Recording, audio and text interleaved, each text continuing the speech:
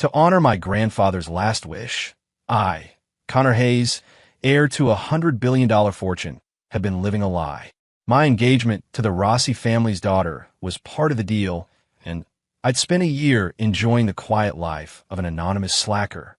But a pregnancy announcement and a $50 million breakup fee just snapped me out of my extended vacation.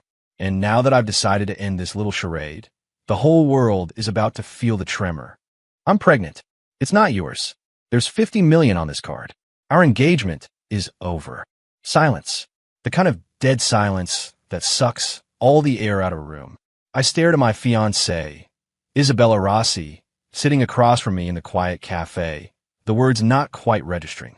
She was as flawless as ever, dressed in custom Chanel, her makeup so perfect she looked like a porcelain doll.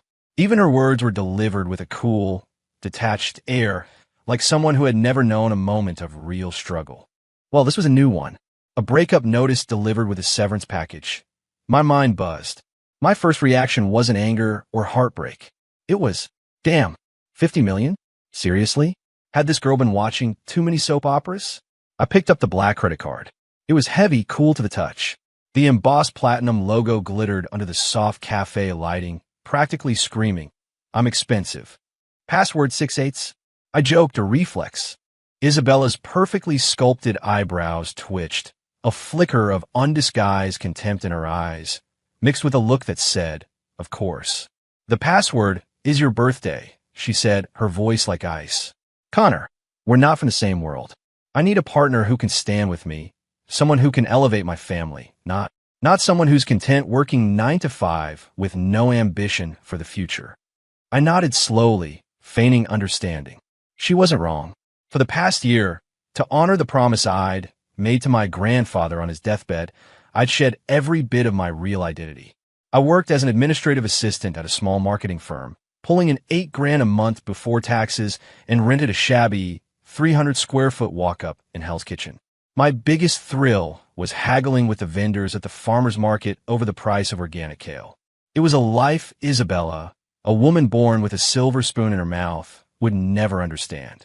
Her looking down on it was the most normal thing in the world. So the baby's father is, I asked, playing dumb, curious to hear how she'd spin it. Mark Adler. A hint of warmth finally entered her voice when she said his name. He's brilliant, just back from London. A managing director at Apex Ventures. His future is limitless. He can give me what I want and what the Rossi family needs. Apex Ventures, I repeated under my breath. The name sounded vaguely familiar, like a gnat I'd swatted away once.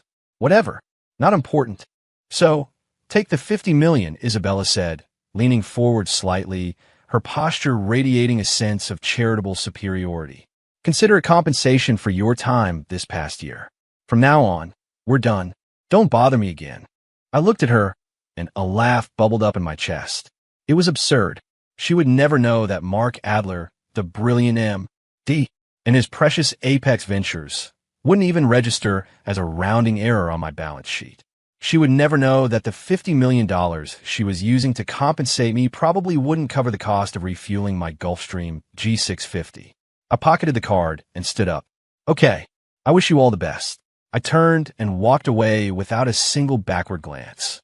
Behind me, Isabella watched my retreating back, a flicker of confusion crossing her face. She had probably rehearsed for every possible reaction, for me to beg, to get angry, to break down in tears. But she hadn't expected this calm, clean break. It was as if I were tossing out a piece of trash. The feeling unsettled her, like she'd thrown a knockout punch only to hit a pillow. Whatever, she probably thought, lifting her espresso to her lips, her confident smirk returning. A kept man with no ambition. What's he going to do without me? He just putting on a brave face. She had made the right choice. She was sure of it. I got back to my 300-square-foot pre-war walk-up. I called it a walk-up, but it was really a custom-designed, vintage experience I'd had an architect create. The peeling paint was a deliberate artistic choice. The creaky floorboards were reclaimed from a 19th century New England farmhouse, and even the grumpy orange tabby that hissed at me from the fire escape was a paid actor, courtesy of my neighbor Mrs. Gable. Lying on the squeaky single bed, I pulled out the $50 million card and held it up to the dim light. Nice. Save me the trouble of sourcing a prop. I dialed a number. The call was answered before the first ring finished. A respectful, elderly voice, trembling with a hint of excitement, came through the line. Master Connor, you've finally remembered this old servant. It was my butler, Arthur. Arthur, I said calmly. My vacation is over. The line went silent for 3 full seconds. Then I heard a frantic shuffling, the distinct shatter of a glass hitting the floor, followed by Arthur's voice, thick with unrestrained joy. Master Connor, are you saying you're coming home? I am. Wonderful. Simply wonderful. Arthur was practically babbling. I'll have the jet prepared at once. No, I'll come and get you myself. That life experience project of yours, should I have it dismantled? No, leave it, I said, rolling over on the protesting mattress. It's good to have a place that feels grounded. By the way, I need you to look into a company called Apex Ventures. Apex Ventures? Arthur paused, his tone instantly shifting to ice. Master Connor, has this company wronged you? I will have the legal department. Easy, Arthur. I cut him off. Just a casual inquiry. Oh, and my fiancée, Isabella Rossi, just broke up with me. Says she's pregnant with some guy's kid from that firm. A guy named Mark Adler. I could practically hear Arthur's blood pressure skyrocketing through the phone. I pictured him, mustache bristling with indignation. The audacity. That Rossi girl must be blind. The heir to Ethelred Global, the future king of international commerce, and she throws it all away for some two-bit investment director? That's not just trading a diamond for glass. It's throwing away the diamond to lick the pavement. Master Connor, just wait. I'll have the Rossi family. That's enough, I said again. Relax, Arthur. It's a minor inconvenience. My year of living like a normal person was getting a little dull anyway. Now that the engagement's off, I fulfilled my promise to grandfather. It's over. Don't do anything until I tell you to. I hung up and let out a long breath. The year-long cosplay of being a regular guy was officially over. On the other end of the line, the joy on Arthur's face had morphed into a cold, lethal focus. He immediately dialed another number. It's Arthur. Initiate the housekeeping protocol. Yes, the young master's vacation has concluded. He paused, then added, and one more thing. I want everything on a company called Apex Ventures and a man named Mark Adler. I want his entire file, down to the color of the underwear he wore last night. Arthur stared out at the glittering skyline of the city, his eyes sharp as a hawk's. Master Connor was kind. He said not to do anything, but as a servant, it was his duty to ensure the ants who had disturbed his master's peace were taught a lesson they would never forget. In Arthur's mind, minor inconvenience translated to, handle this with overwhelming force, but keep it quiet. A storm that would soon engulf the city's entire financial sector was brewing, all because of a single phone call from me, announcing the end of my vacation. Meanwhile, I was happily debating whether to use the $50 million tomorrow morning to buy a single bacon, egg, and cheese from a bodega, or 2 of them. The next day, I went to my office to quit, feeling refreshed. The HR manager, a woman in her 40s named Brenda, looked at my resignation letter with genuine regret. Connor, why the sudden departure? Is the pay not enough? I can talk to management about a raise. I smiled. It's not about the money, Brenda. I have some family matters to take care of back home. Well, what a shame. She shook her head. You're one of the most reliable and hardworking young people I've ever hired. Just not very ambitious. My ambition would give you a heart attack, I thought. After signing the paperwork, I walked out of the building carrying a cardboard box with a few personal knickknacks. The sun was bright. A whole year of this. Squeezing onto the subway, eating takeout for lunch, putting up with my boss's moods. An entire year experiencing the highs and lows of a normal life. Honestly, it had been interesting. If Isabella hadn't pulled this stunt, I might have kept the game going for another few years. My phone rang. It was Arthur. Master Connor, I have the information you requested. His voice was crisp and professional.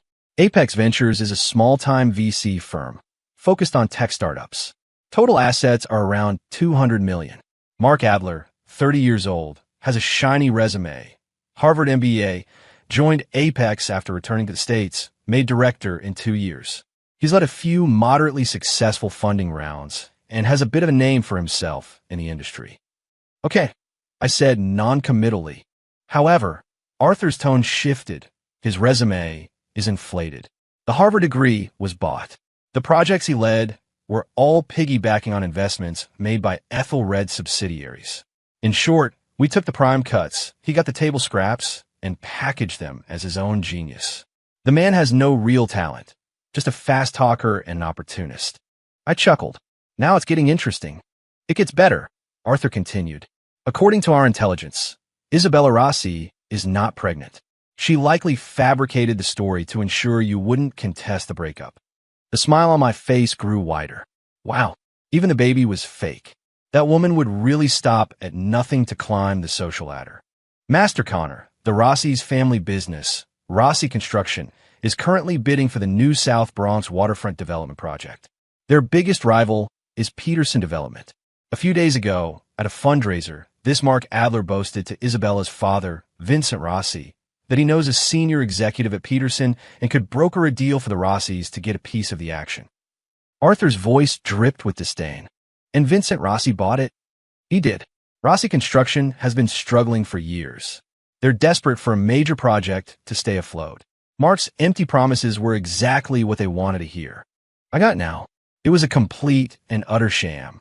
Mark Adler, the con artist, had dangled a fantasy in front of the Rossis, convincing them he was the golden ticket to save their family. And I, the unambitious deadweight, was the obstacle that had to be kicked to the curb. All right, I understand, I said, flagging down a passing Uber. Arthur, buy Apex Ventures for me. There was a stunned silence on the other end. Sir, you want to acquire it? That's right, I said, sliding into the back seat and giving the driver the address to my real home. Make up a reason. Tell them. Tell them I don't like their company logo. Get it done quickly. Arthur was speechless for a moment.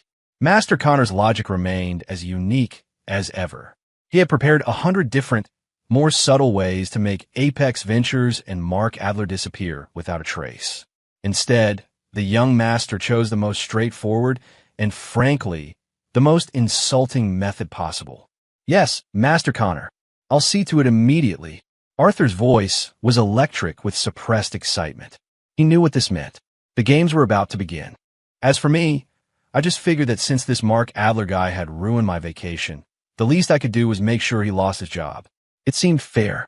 At the Rossi family home, Isabella placed the $50 million transfer receipt in front of her father, Vincent Rossi. Dad, it's done. Connor.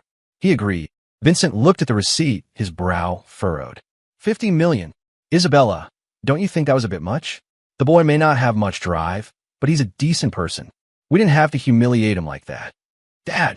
Isabella's voice was sharp. This is no time for sentimentality. What could Connor ever do for us? Give us a stable $8,000 monthly income? Mark is our future. He's the one who can save this family. She pulled out her phone and showed him a photo of Mark Adler standing with a middle-aged man at a gala. That's the vice president of Peterson Development. Mark has already set up a meeting for next week to discuss a partnership on the waterfront project. This is what our family needs.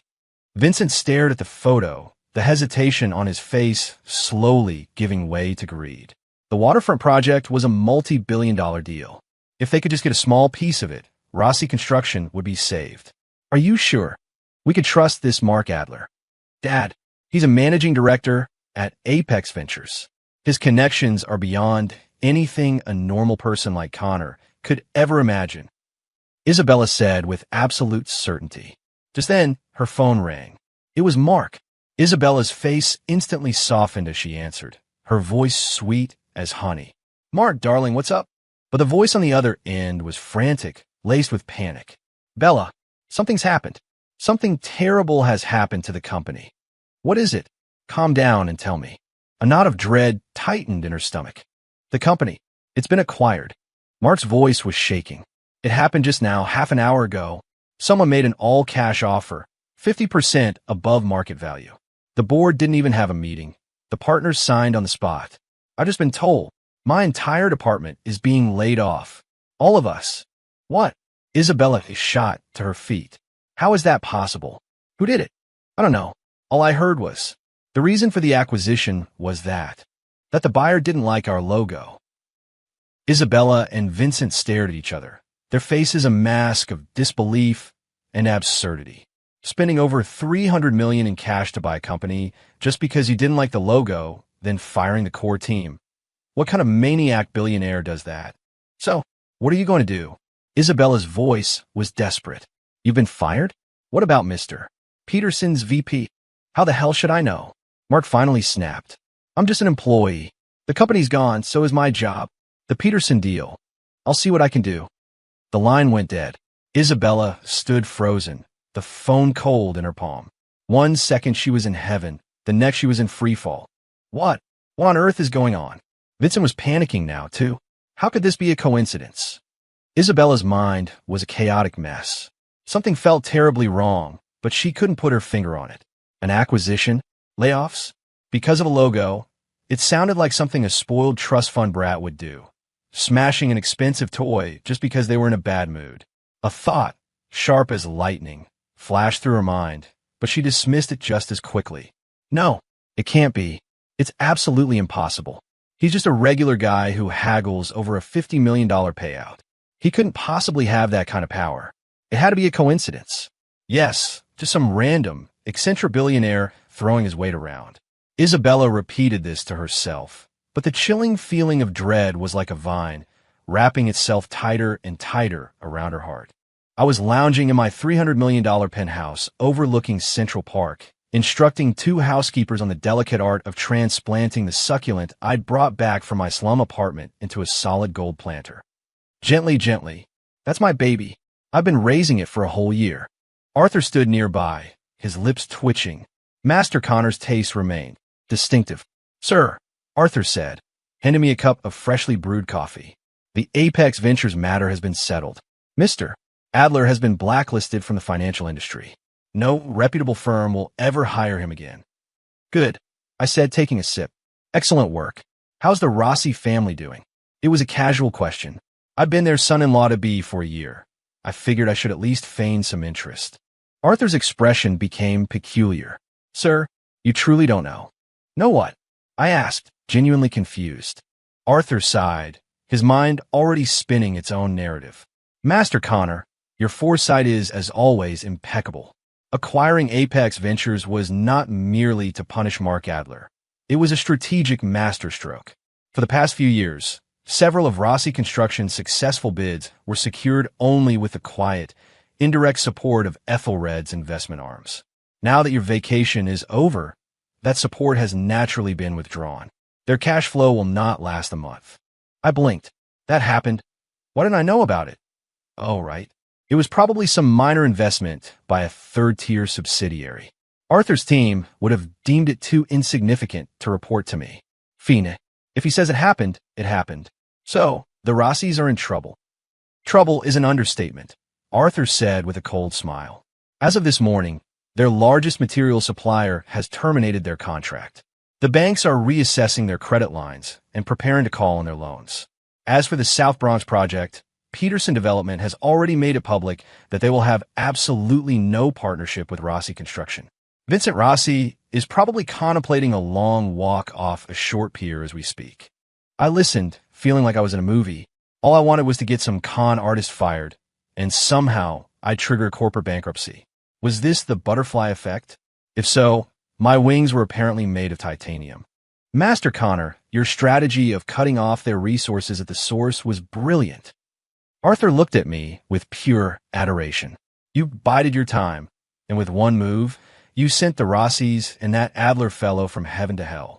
I imagine Isabella Rossi is drowning in regret right now. I stroked my chin. Regret? She probably still thought this was all just a string of bad luck. After all, in a normal person's world, you don't just assume that the loser fiancé you dumped yesterday can suddenly control the fate of your entire family with a snap of his fingers. That gap in perception was amusing. All right, Arthur, enough with the flattery, I said with a wave of my hand. Let's not interfere with the Rossis directly. Let's just watch and see how they handle it. Right now, all I want to do is repot my plant. As Arthur watched me delicately fuss over the nearly dead succulent, his admiration deepened. Look at him, he thought, the mind of a master strategist. After orchestrating a corporate takedown that would reshape the city, he could return his focus to something as simple as a flower. That level of calm, that unshakable composure in the face of chaos, was the true mark of a great man. Master Connor was a man of profound and terrifying depths. Gloom had descended upon the Rossi household.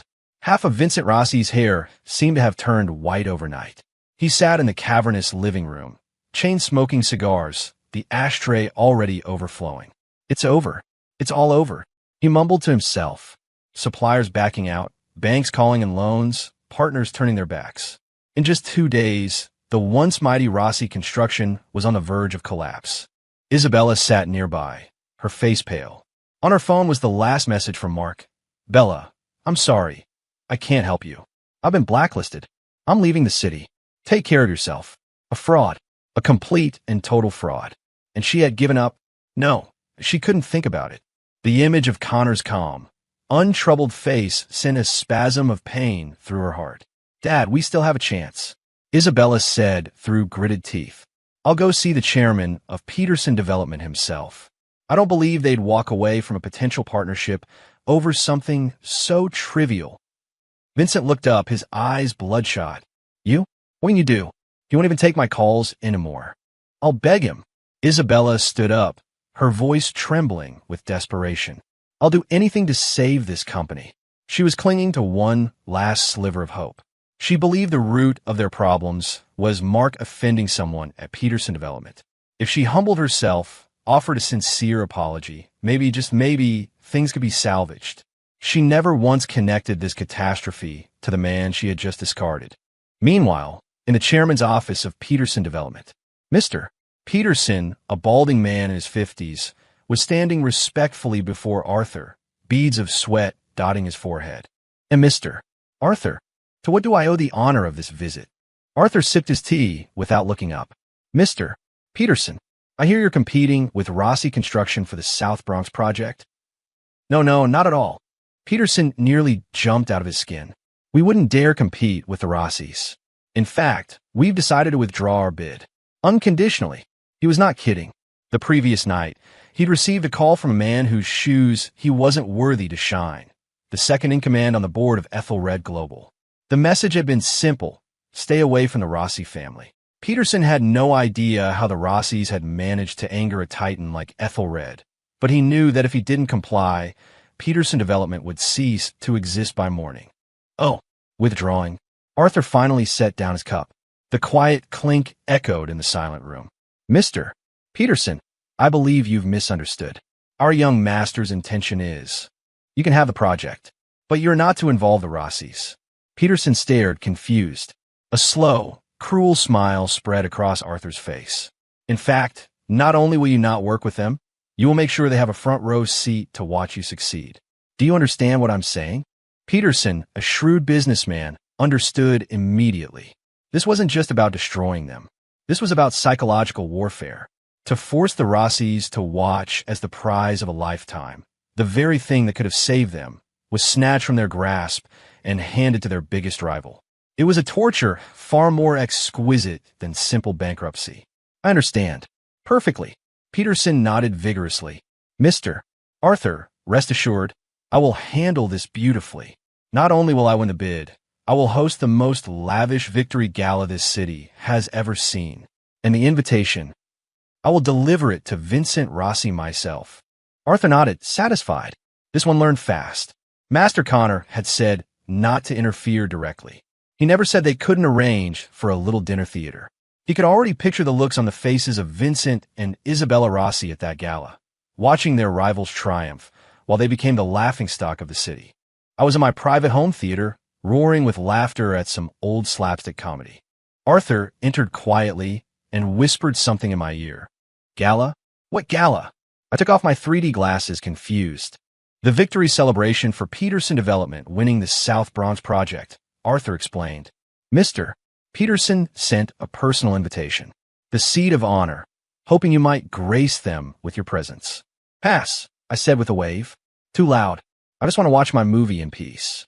Arthur's expression became one of solemn reverence. He automatically translated my words into, "Such a minor event is beneath my notice. It is amusing enough to simply watch the pawns celebrate on the board I have set." "Of course, Master Connor." I will relay your regrets, Arthur said, bowing as he backed out of the room. He paused at the door. By the way, sir, Vincent and Isabella Rossi will also be in attendance. Oh, what for? That piqued my interest. They are going to beg Mr. Peterson for mercy, Arthur said, a hint of dark amusement in his voice. An image instantly formed in my mind. The once proud Rossis, forced to grovel before their arch-nemesis, in front of the entire city's elite. TSK. This plot was far more entertaining than the movie I was watching. Arthur. Yes, Master Connor. Have my tuxedo pressed. We're going to the theater. Arthur's eyes lit up. He knew it. Master Connor wouldn't miss a spectacle like this for the world. The mastermind behind all, sitting quietly in the front row, enjoying the performance of the actors on his stage. That was the ultimate pleasure of a king. At once, Master Connor. Arthur's voice boomed, his steps energetic as he turned to leave. The night of the gala, the city's most exclusive five-star hotel, was ablaze with lights, a glittering assembly of New York's high society. Mr. Peterson, the man of the hour, was beaming as he moved through the crowd, soaking in the praise and congratulations. In a forgotten corner of the grand ballroom, Vincent and Isabella Rossi stood apart, a stark contrast to the festive atmosphere. Vincent's shoulders were slumped, and Isabella had shed her mask of pride, her face etched with exhaustion and anxiety. They looked like defeated animals, awaiting their final judgment. Isabella, do you think he'll really see us? Vincent's voice trembled. He will, Dad. He has to, she whispered, trying to reassure herself, but her eyes kept darting nervously toward the entrance. Just then, a ripple of excitement went through the crowd near the doorway. Everyone turned to look. A young man in a perfectly tailored black tuxedo, flanked by a silver-haired but impeccably dressed older gentleman, was walking in. The young man was handsome, with an air of effortless grace and a faint, unreadable smile playing on his lips. His arrival was like a spotlight turning on, instantly capturing the attention of everyone in the room.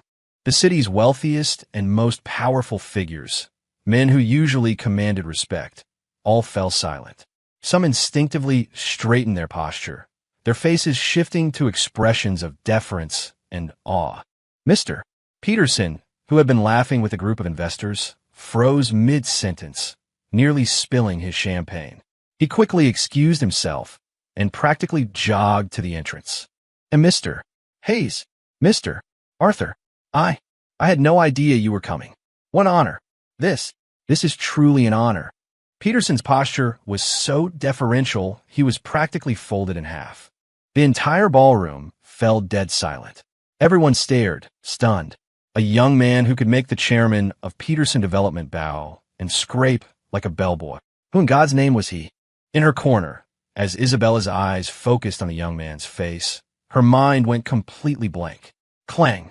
The wine glass slipped from her hand and shattered on the marble floor. The man being treated with such reverence, the one Peterson called Mr. Hayes, was none other than the man she had dismissed with $50 million just a few days ago. Her loser ex-fiancé. Connor. Time seemed to freeze. I saw the color drain from Isabella's face, saw the look of pure shock on her father's, and the corner of my mouth turned up just slightly. Yeah, this show was even better than I'd expected. Mr. Peterson, hope we're not crashing your party, I said casually. Not at all. Never. Peterson was ecstatic, practically tripping over himself to lead the way. Your presence is the highest honor, Mr. Hayes. I have the best table reserved for you. I nodded, following him toward the head table. My gaze never once lingered on Isabella or her father. I looked right through them, as if they were nothing more than dust motes in the air, completely unworthy of my attention. That utter dismissal was more devastating than any insult I could have hurled. Isabella felt a chill shoot up from the soles of her feet, a cold dread that turned her limbs to stone.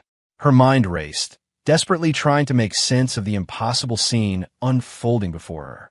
Connor, Ethelred Global, Arthur, the acquisition of Apex Ventures, the collapse of her family, Peterson Development, all the scattered, unrelated pieces of her nightmare suddenly slammed together, forming a picture so horrifying she couldn't breathe, a truth she couldn't accept. It was never a coincidence. From the moment she had uttered the words, "I'm pregnant," she and her entire family had been caught in a web woven by Connor himself. A web called despair. He wasn't a loser. He wasn't a kept man. He was a sleeping dragon. And she, like an ignorant child, had poked it in the eye with a stick. And now, the dragon was awake. It had barely even stretched, and her entire world, her family, her future, everything she prided herself on, had been turned to ash. "No, it's not possible," Isabella whispered, her voice hollow. Vincent Rossi looked even worse. He'd been in the business world for decades, weathered countless storms. But in this moment, his entire understanding of the world had been shattered. He remembered a year ago, when Connor's grandfather, the old friend who had once saved his life, had grasped his hand and said, "Vince, my grandson is the greatest pride of my life. I know he'll be in good hands with you." At the time, he thought it was just the sentimental rambling of an old man. Now he understood the weight of those words. He had personally thrown a mountain of gold, no, the very god of wealth himself, out his house. Thump! Vincent's legs gave out, and he collapsed onto the floor. At the head table, the whispers began, everyone trying to figure out who I was. I simply sat down, picked up my knife and fork, and said to Arthur, "I'm a little hungry. I'll have the Australian Wagyu, medium rare." It was as if nothing else in the room mattered. I was just here for a show, and maybe a late dinner. "Mr. Peterson nervously poured me a glass of 82 Lafite. "Mr. Hayes, please try this." I swirled the wine in my glass, but didn't drink. My gaze drifted back to the corner of the ballroom.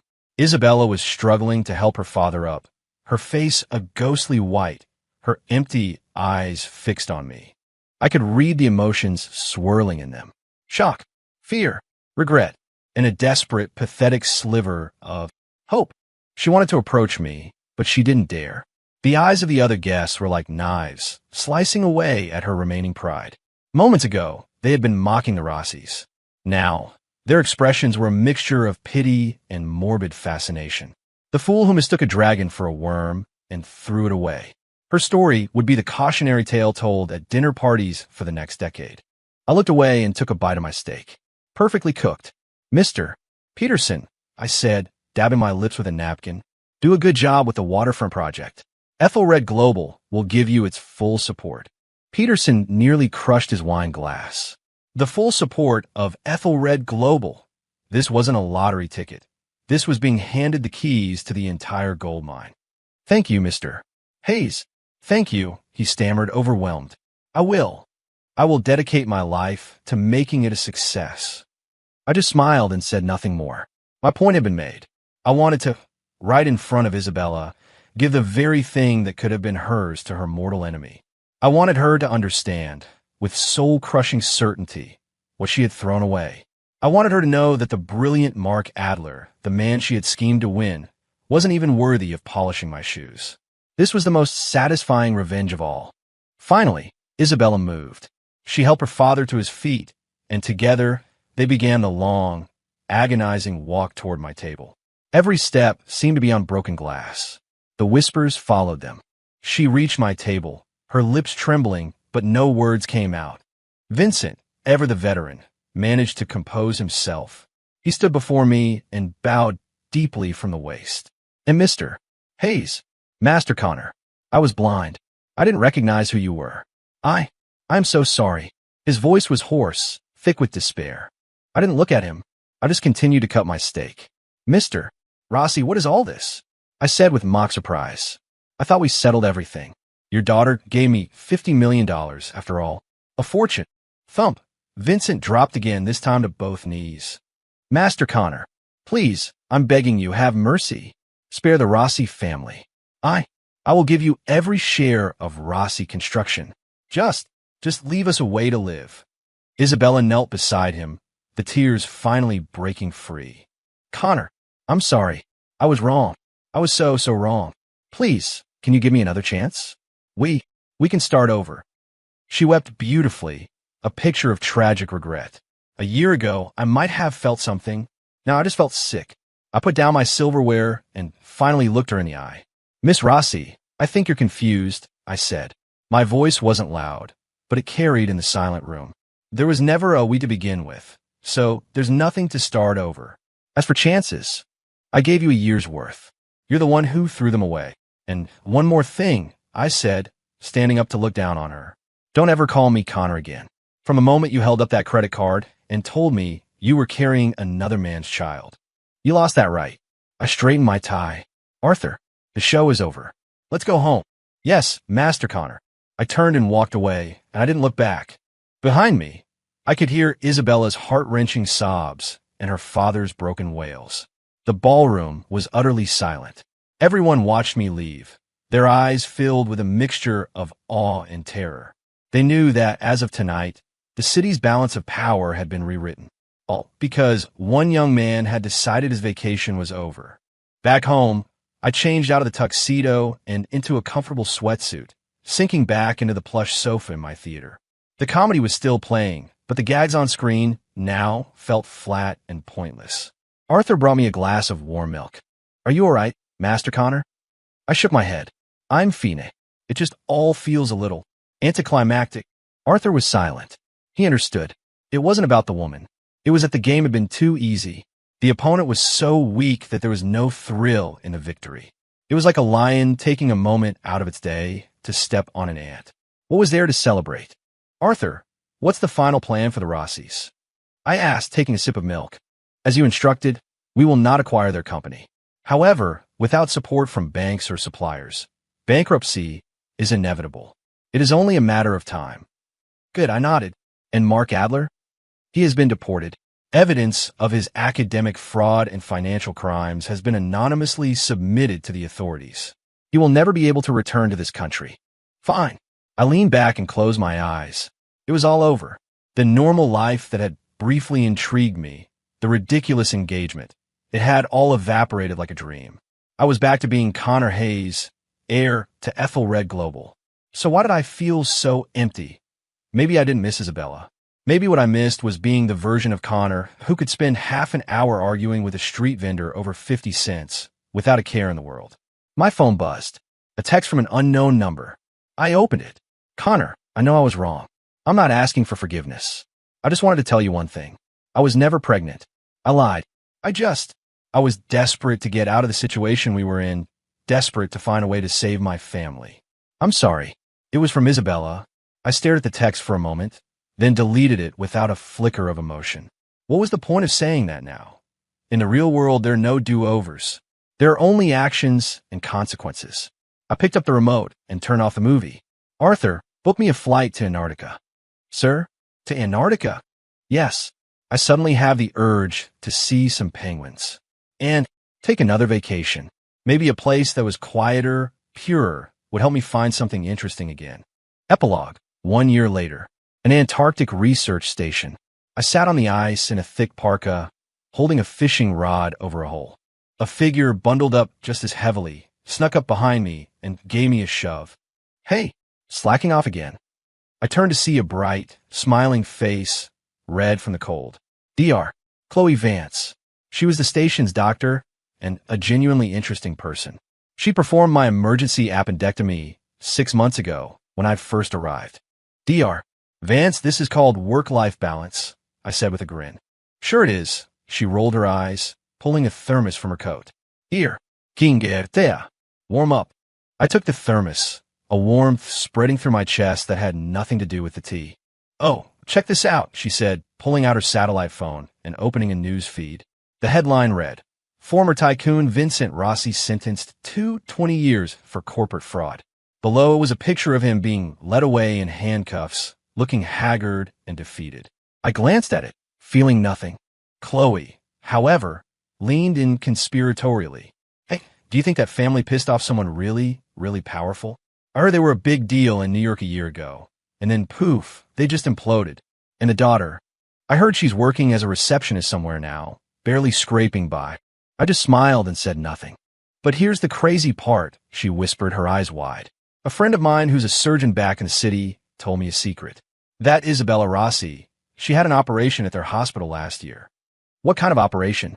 A hysterectomy, Chloe said, shaking her head. Something about a benign tumor they caught too late. To save her life, they had to take everything out. She can never have children. My hand holding the fishing rod tightened. When was the surgery? Let me think. It was around this time last year, she recalled. My friend said she came in all by herself. No family, no one. It was really sad. This time last year, right around the time she broke up with me. A thought hit me with the force of a physical blow. So when she said, "I'm pregnant," it wasn't a lie to trade up. It was because she knew she could never have a family, and she didn't want to burden me, the simple 9-to-5 guy with, as she thought, a bright future ahead of him. So she chose the cruelest, most definitive way to force me to leave her. And the $50 million, it wasn't a payoff. It was the last thing she could give me as compensation for a future she couldn't share. The line went taut, a bite, but my hands didn't move. I just sat there, letting the fish struggle on the line beneath the ice. The wind howled across the endless white plains of Antarctica. I stared at the distant, waddling penguins, my mind a chaotic swirl of emotions. So the grand, dramatic story of my revenge, from the very beginning, had been nothing more than a colossal misunderstanding.